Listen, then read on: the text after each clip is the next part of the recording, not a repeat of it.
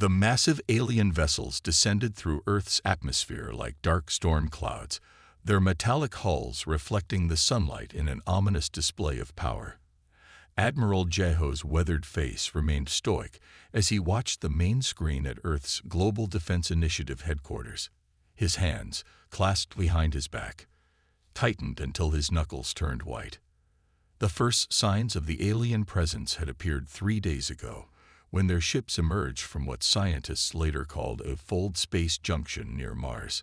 The vessels had moved with deliberate slowness toward Earth, ignoring all attempts at communication until they reached lunar orbit. "Another transmission incoming, Admiral," reported Lieutenant Kang, his young face illuminated by the blue glow of his console. The alien message played across the main screen, translated by their advanced AI systems. The voice was flat, emotionless, and carried the weight of absolute authority. "This is Supreme Commander Navarch of the Caraxian Federation. Your planet has been selected for integration into our empire. Surrender now, and your species will be permitted to serve as a protectorate.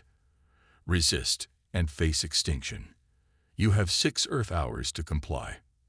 Admiral Jeho's jaw clenched. Humanity had prepared for this moment, but the reality of first contact being an invasion struck deep. The scattered defensive measures they'd managed to put in place seemed woefully inadequate against the technological might displayed before them. In orbit, Captain Sun Mei of the Korean Space Force watched from her stealth observation post as more Caraxian ships took position around Earth. Her small vessel, hidden by experimental cloaking technology, recorded everything. The aliens' arrogance was evident in their formation. They didn't even bother to search for hidden threats. "Send the data package to Admiral Jeho," she ordered her crew. "They're positioning their ships exactly as our simulations predicted." Back at headquarters, global leaders debated the response. Some argued for immediate surrender, hoping to spare their populations from destruction. Others called for desperate resistance. The Caraxian ultimatum had accomplished something unprecedented in human history. It had united Earth's nations in their defiance. "The Chinese fleet is in position," reported General Chen from Beijing. "All submarines are at launch depth. European Union forces standing by," added Field Marshal Weber. "Underground bunkers are sealed and ready." "U.S. Space Force confirms readiness," General Martinez's voice came through. "All orbital platforms are armed." Admiral Jeho looked at the countdown timer. 1 hour remained until the corrections deadline. He opened a secure channel to all military commands worldwide. "This is Admiral Jeho. The Security Council has made its decision. We will not bow to threats. Implement Operation Dark Shield." Across the globe, hidden military installations powered up. Weapons that had been developed in secret for decades came online. The Caraxians had made a critical mistake. They had assumed Earth's public technology level represented their full capabilities. Captain Sun Mi's sensors detected the first signs of the alien attack. The Caraxian ships were charging their weapons, preparing to make an example of Earth's major cities. Her hand hovered over the command console, waiting for the signal. The first plasma bolts descended from the sky, aimed at Seoul, Tokyo, and New York. But instead of finding defenseless targets, they met something unexpected. Electromagnetic shields flickered to life, dispersing the energy attacks.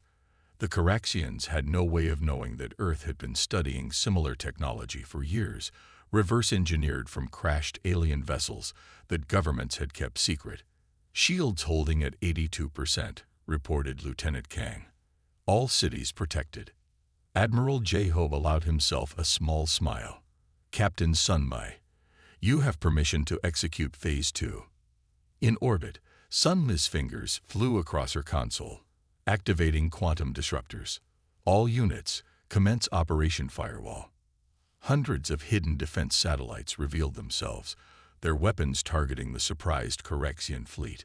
From the oceans, submarines launched specially designed missiles that could function in space. Ground-based laser arrays powered up, their combined energy enough to overwhelm alien shields. The Caraxians had expected terror and submission.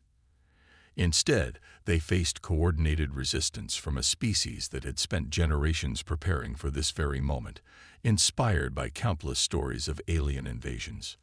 All units, engage at will. Admiral Jeho commanded. Show them exactly what happens when you threaten humanity. The skies above Earth erupted in battle, humanity's hidden strength finally revealed. The Corrections had started this war, but they were about to learn a harsh lesson about underestimating their opponents. As reports of successful defensive operations flooded in, Admiral Jeho gathered his commanders. Looking at their determined faces, he spoke the words that would be remembered in history books. They think we'll break. Let's show them how wrong they are. This is just the beginning. Humanity doesn't surrender to bullies, not on Earth, and not in space. The first battle for Earth's freedom had begun, and humanity was ready to prove they had chosen the wrong species to threaten. Deep within Mount Sorek, behind layers of granite and reinforced steel, Colonel Hanbin walked through dimly lit corridors that few humans knew existed.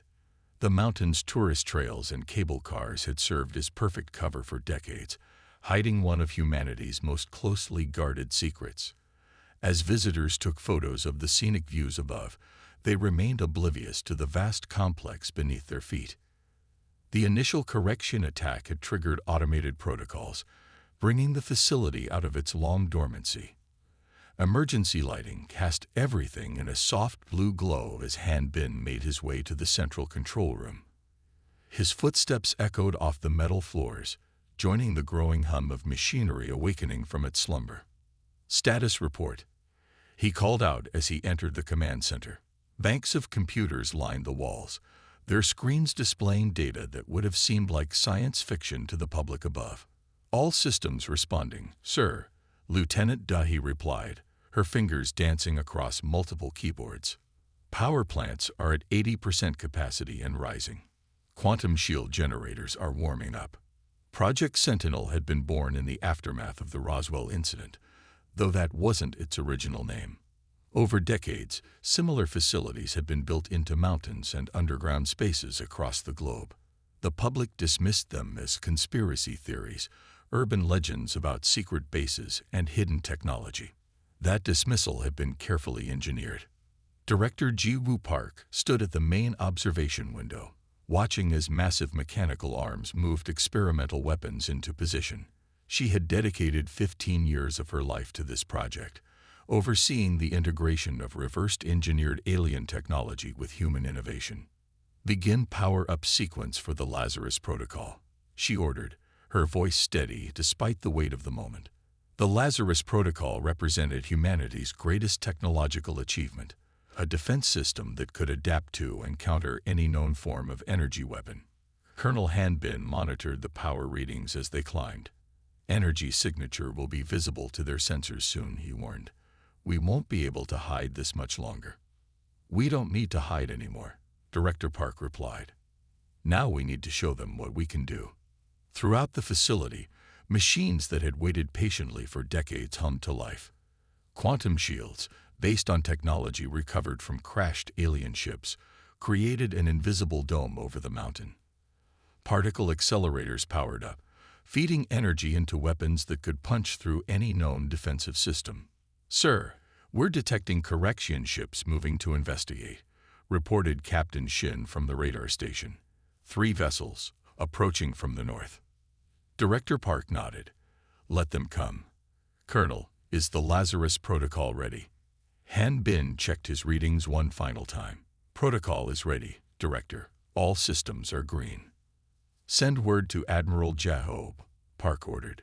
Tell him Project Sentinel is online and prepared to engage. The alien ships grew closer, their sensors no doubt detecting the massive energy signature from the mountain.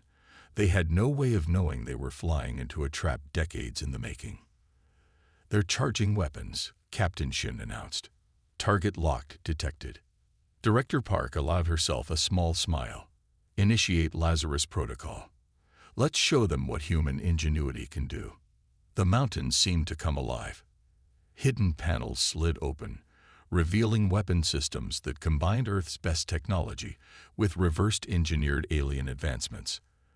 The quantum shields flickered visible for a moment, their energy field expanding to protect the surrounding area.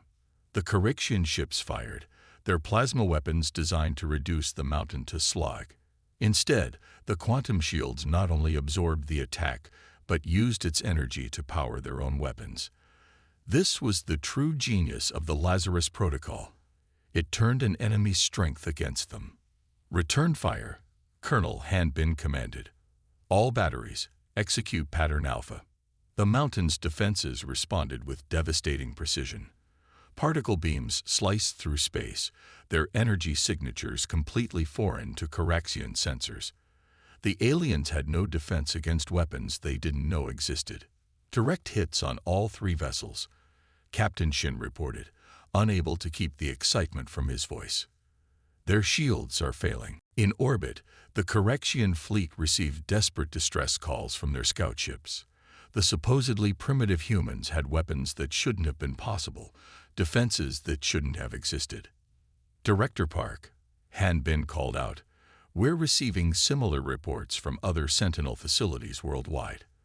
The Russians have engaged alien forces over the Urals.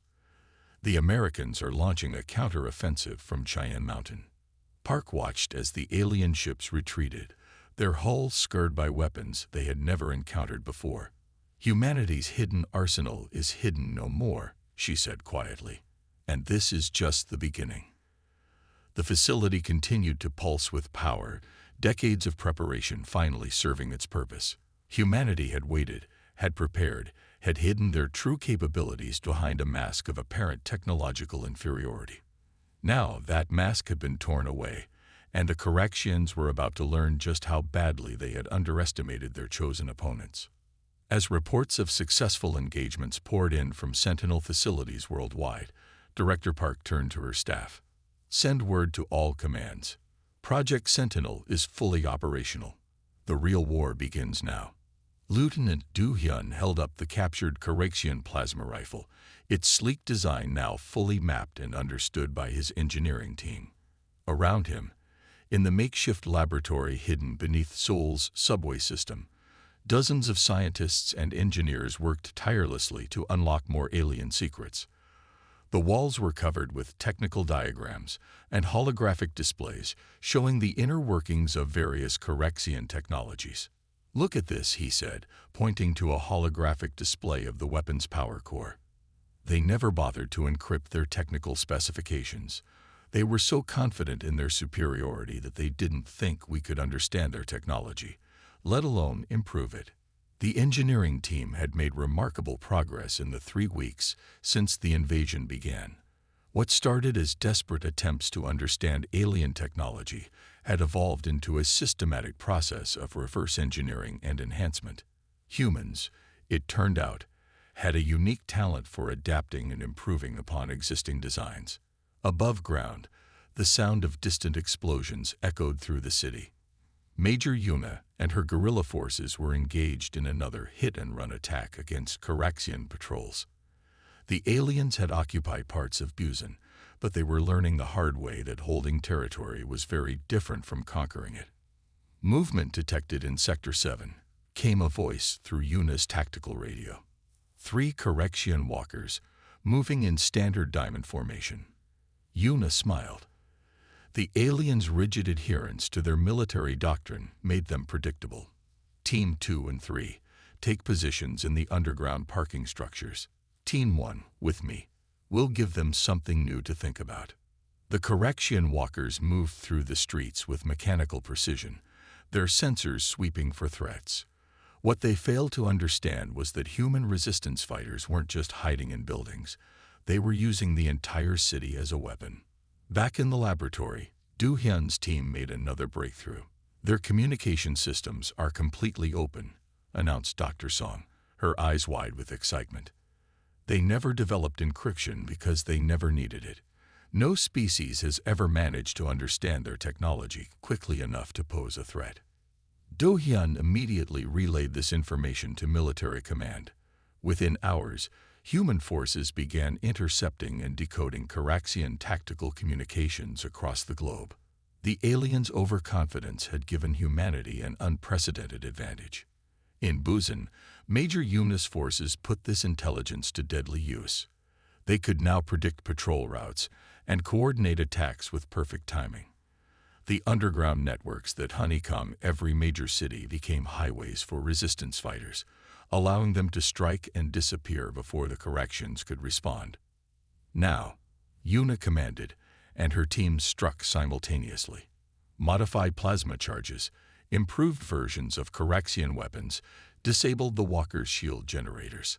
The aliens had no protocol for dealing with their own technology being used against them. "They're adapting their tactics," reported one of Yuna's lieutenants. "The next patrol will probably change their formation." "Let them adapt," Yuna replied. "We'll adapt faster." In the laboratory, Du Hyun's team had moved beyond merely understanding alien technology. They were improving it, combining Caraxian engineering with human innovation. The aliens' plasma rifles were powerful but inflexible. Human versions could now modify their output on the fly, switching between different energy configurations to overcome varying shield frequencies. "Their biggest weakness is their inability to improvise," Du Hyun explained to his team. "Every piece of their technology is designed to work one way in one specific situation. They never considered the need for adaptation." Reports from around the world confirmed this observation. Caraxian forces struggled to deal with humanity's unconventional warfare tactics. Their combat algorithms couldn't account for enemies who refused to follow expected patterns of behavior. Major UNIS forces demonstrated this perfectly. As another Caraxian patrol entered their trap, resistance fighters attacked from sewers, subway tunnels, and hidden bunkers. The aliens' superior technology meant nothing when they couldn't bring it to bear effectively. "They expect us to fight like them," Yuna told her troops during a brief rest period. "They expect us to meet them in open battle, to follow their rules of engagement. That's exactly why we won't. We fight our way, using every advantage we can find." Do Hyun's laboratory continued to produce innovations that would have been impossible just weeks ago. Human engineers and scientists worked around the clock, turning their understanding of Caraxian technology into new weapons and defenses. "We're not just copying their technology anymore," Du Hyun observed as he reviewed the latest test results. "We're making it better. We're making it human." As night fell over the embattled cities of Earth, humanity's adaptive warfare continued to evolve. The Caraxians had started this war expecting an easy victory over a primitive species. Instead, they found themselves facing an enemy that grew stronger with each passing day, learning from every encounter and turning the invaders' own technology against them. The war was far from over, but the tide was beginning to turn. Humanity's greatest strength wasn't their weapons or their technology. It was their ability to adapt, to improvise, and to never stop fighting back. Commander Hajin sat in the dimly lit briefing room, studying the psychological profiles displayed on the large screen before her. The data painted a fascinating picture of their alien adversaries, one that could change the entire course of the war.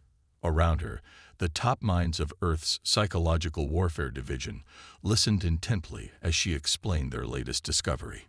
"The Caraxians have no concept of fear," she stated, pointing to neural scans captured from fallen alien soldiers. "Their brains show no structures similar to our amygdala. They literally cannot process fear as we understand it."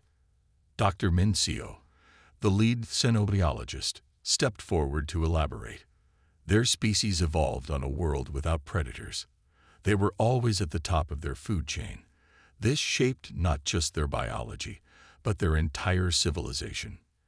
The implications were staggering. Every human military strategy throughout history had incorporated fear as a factor. The fear of death, the fear of failure, the fear of loss. But the Caraxians experienced none of this. "This explains their confusion at our tactics," Hajin continued. "When we strike their supply lines, when we attack at night, when we use guerrilla warfare, they don't understand why these tactics work. They can't comprehend the psychological impact of fear. The research team had spent weeks analyzing captured Correction officers and their communications. What they found was revolutionary. The aliens operated purely on logical calculations of success and failure. They had no concept of morale, no understanding of psychological warfare. But here's what's truly fascinating, Dr. Mincio added, bringing up new data. They also have no comprehension of spite or revenge. When we continue fighting after suffering defeats, when we strike back harder after they destroy our cities, they can't understand why. Video footage played on the screen, showing human resistance fighters launching desperate attacks against overwhelming odds. To the Corrections, these actions were completely illogical. Why would a species continue to fight when victory seemed impossible? They expect us to make purely rational decisions, Hadjin explained, to submit when defeat is mathematically certain. They don't understand that humans don't work that way. One of the junior analysts raised his hand. How can we use this information? Hadjin smiled. We already are. Every time we fight on after a defeat, every time we strike back harder after they hurt us, we confuse their strategic planning. They can't predict what they don't understand. Dr. Mincio pulled up more data. Their battle computers are programmed to calculate optimal strategies based on resource allocation and tactical advantage. But they can't account for human determination, for our willingness to sacrifice everything to protect what we love. The room fell silent as they contemplated this revelation. The Corrections had started this war expecting a simple conquest of a primitive species. Instead, they faced an enemy whose actions they couldn't predict or understand. Their latest communications show increasing confusion, Hadjin noted. They can't understand why destroying our cities only makes us fight harder, why targeting our families only strengthens our resolve. It's because they've never experienced loss as we know it, Dr. Mincio explained. They've never felt the burning need for vengeance, the emotional drive to make someone pay for hurting those we love. The implications for military strategy were profound. Traditional concepts of demoralization wouldn't work against the Corrections, but their inability to understand human emotions made them vulnerable in other ways. We're not fighting to win anymore, Hadjin concluded. We're fighting because they gave us no choice, and that's something they'll never understand. Plans were already being formulated to exploit this psychological weakness.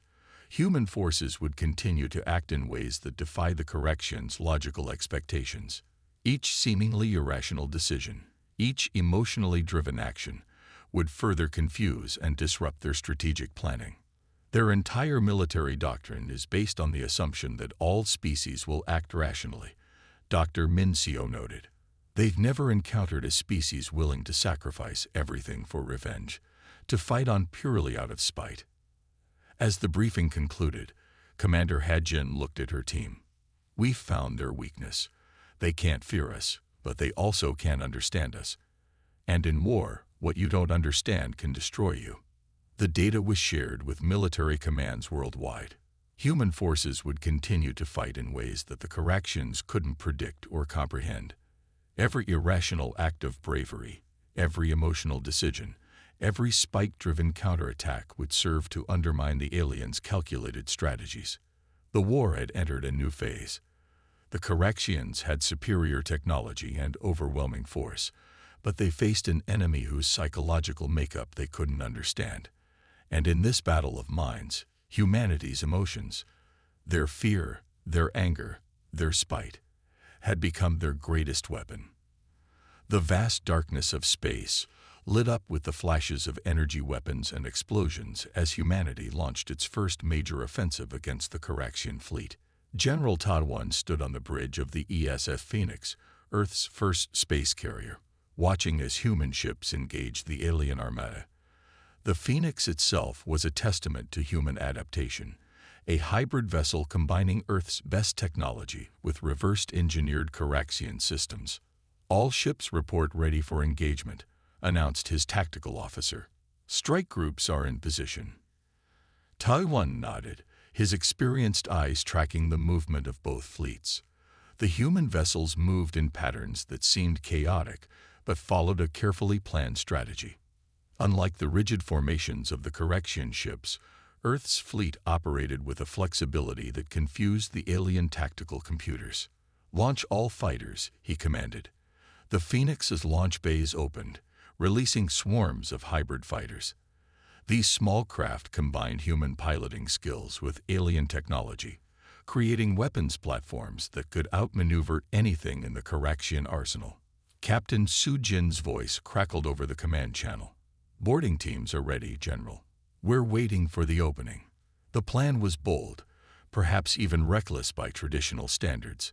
While the main fleet engaged the Corrections head-on, specialized teams would attempt the first-ever boarding action against an alien dreadnought. The enemy had no protocols for defending against internal attackers because no species had ever dared to try.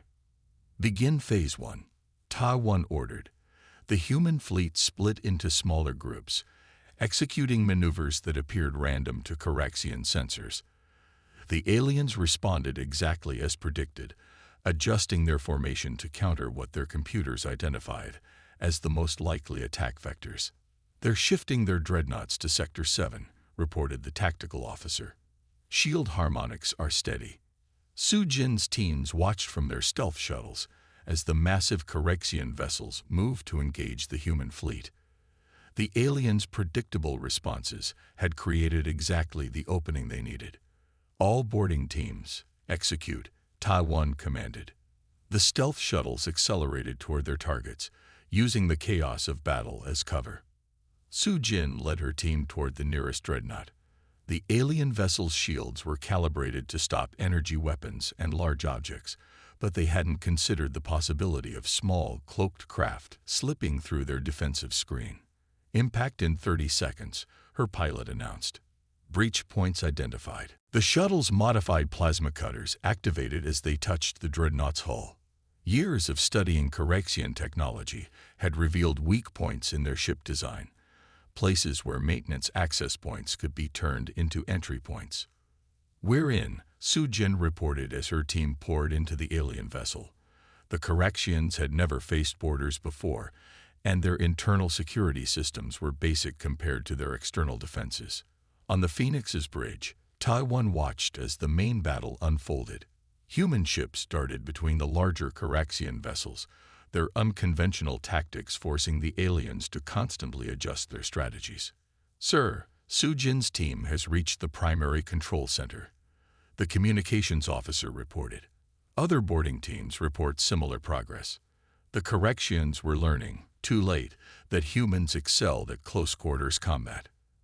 Their troops, used to fighting at range with energy weapons, struggled against Earth's special forces in the confined spaces of their own ships.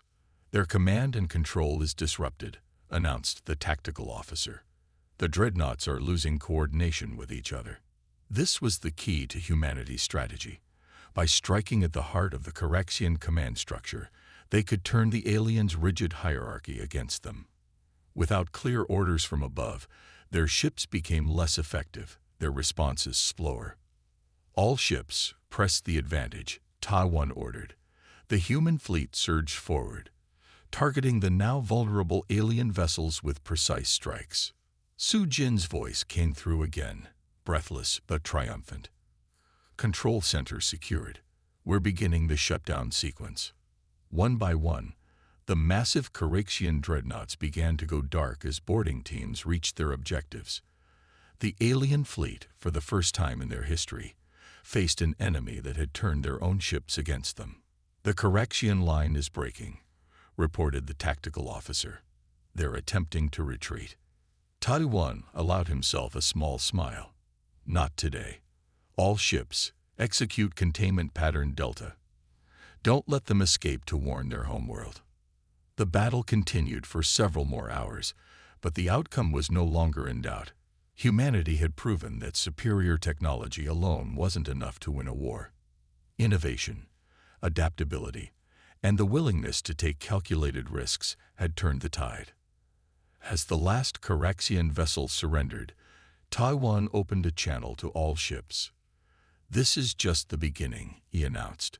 Today we prove that humanity can not only fight the corrections, we can beat them.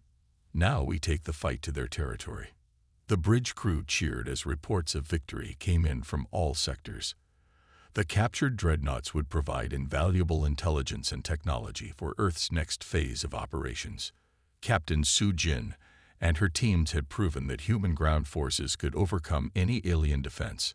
The Correction's rigid command structure had crumbled in the face of humanity's adaptable warfare. The tide of war had turned, and the galaxy would never be the same. Ambassador Jinwu sat alone in his secure office beneath the ruins of Geneva, studying the holographic message that floated before him. The alien figure displayed was unlike anything humanity had seen before. The Tellurian diplomat's crystalline form shifted colors as it spoke, a natural feature of their species that conveyed emotional undertones.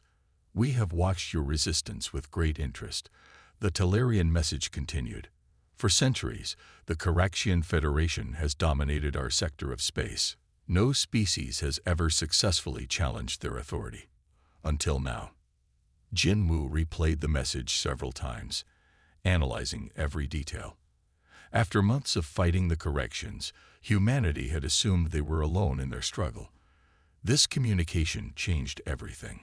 "Ambassador, we verify the transmission's authenticity," his aide reported through the secure channel. "The quantum signature matches what we've learned about Tellurian technology from captured Correction databases." The message had been cleverly hidden within routine space traffic, encoded in a way that would appear as background radiation to Correction sensors. The Tellurians had clearly developed their own methods of resisting their oppressors, even if they hadn't dared to fight openly. "Your species has accomplished in months what we've dreamed of for centuries," the Tellurian representative continued. "We want to help. There are others like us. Dozens of species waiting for an opportunity to break free from Correction control." Jinwu began drafting his response, careful to use the same encryption method. The implications were staggering. Earth wasn't just fighting for its own survival anymore. They had unwittingly become a beacon of hope for other subjugated species. "Security scans detect no surveillance devices," reported his security officer. "The room is clean for real-time communication." With careful precision, Jinwu activated the quantum communicator that would allow direct contact with the Tellurian representative. The air shimmered, and the crystalline form of the alien diplomat materialized in holographic form. "Ambassador Jinwu," the Tellurian's colors shifted to warm blues and greens, their equivalent of a respectful greeting. "I am Delegate XR. What your people have achieved is unprecedented. We've paid a heavy price for our resistance." Jinwu responded diplomatically, "But we refuse to submit to tyranny." The Tellurian's form pulsed with admiration. "That is precisely why you've succeeded where others failed. The Corrections don't understand species who value freedom over survival." Over the next hour, XR revealed the true extent of discontent within the Correction Federation. Dozens of species had been conquered and subjugated over centuries, forced to serve as client races to their oppressors. Many had advanced technology of their own, but lacked humanity's fierce determination to resist. "We can provide you with technical data, strategic information, even direct military support," Tsar explained.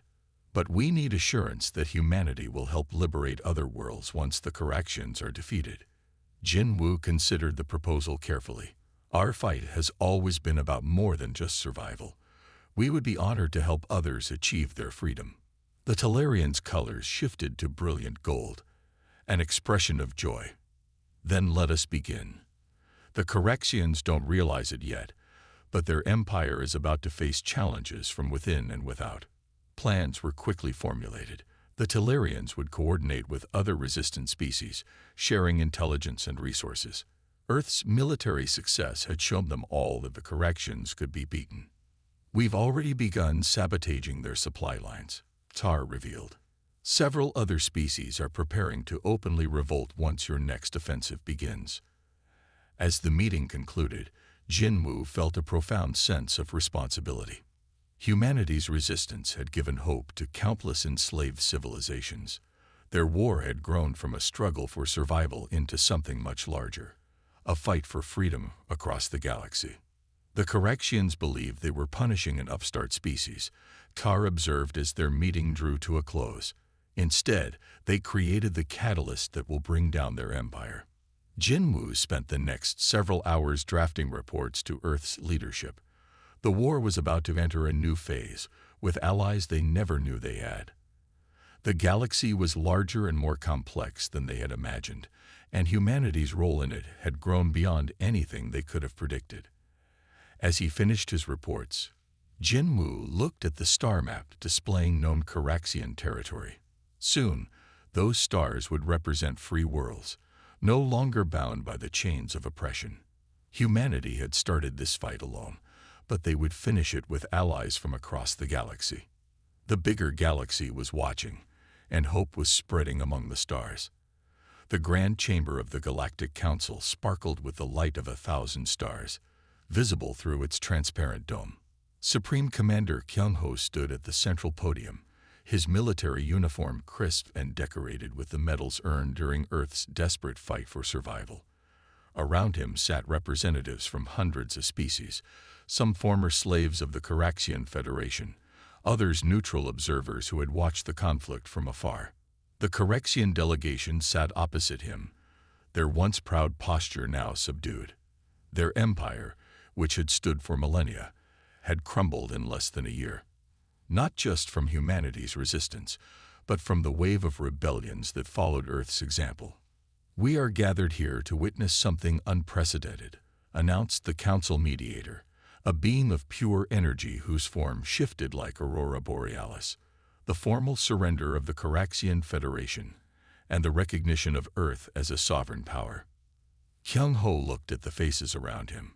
Crystalline Talarians, silicon-based Vordians, and dozens of other species who had joined Earth's cause. Each had contributed to this victory in their own way, once they saw that resistance was possible.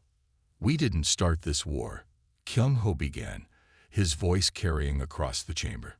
"The Caraxians came to Earth expecting to find easy prey. Instead, they found humanity." The chamber fell silent as he continued. "Our history is filled with struggles for freedom. Every time a power tried to dominate us, we fought back. We adapted. We survived. The Caraxians didn't understand this when they attacked our world." Dr. Min Seo sat among the Earth delegation, finalizing her report on the psychological impact of the war. Her research had proven crucial in understanding not just the Caraxians, but all the species they now encountered. "The Caraxian Federation made many mistakes," Kyung-ho continued, "but their greatest error was assuming that technological superiority guaranteed victory. They forgot that the will to survive, to remain free, can overcome any weapon." The Caraxian Supreme Leader, speaking publicly for the first time since the war began, addressed the council. "We acknowledge our error. Humanity has proven itself not just our equal, but in many ways our superior. We seek peace." As the peace treaty was displayed above the chamber in multiple languages, Kyung-ho remembered the cost of victory. Cities had burned, millions had died, but humanity had emerged stronger, more unified than ever before. "Earth is not a prize to be claimed," he declared. "We are not alone in the galaxy anymore, but we will never be slaves. This treaty doesn't just end a war, it begins a new era." The terms were clear. The Caraxian Federation would be dissolved. Its member species would be free to choose their own path. Earth would help establish a new galactic alliance based on mutual respect and cooperation rather than dominance.